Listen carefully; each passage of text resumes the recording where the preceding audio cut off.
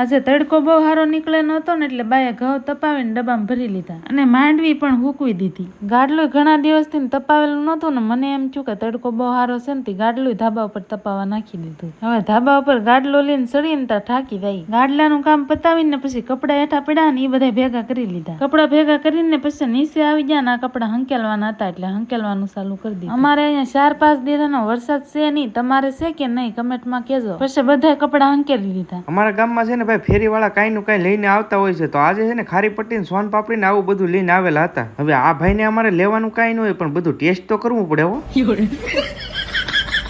મફતમાં ટેસ્ટ કરીને પાછા એમ કે જાયમું નહીં આમાં હો. હવે મેં કીધું હાલો ભાઈ મફતમાં ટેસ્ટ કર્યું છે ને તો હવે કુરકુરે લઈ લઈએ. કુરકુરે લઈને હું દુકાને આવ્યો તો મોટા ભાઈ અમારે એની પહેલી પટ્ટી લઈને વી આવ્યો. બોલો લાવ્યા ભેગા અહીંયા જો કુદાભાઈ ખાવાની ઝપટ બોલાવી દીધી ને સાથે સાથે એના મમ્મીએ ઝપટ બોલાવી દીધી ખાવાની. હાલો ત્યારે હું માંડવી ખાઈ લઉં ને તમે લાઈક શેર ને સબસ્ક્રાઈબ કરતા જજો.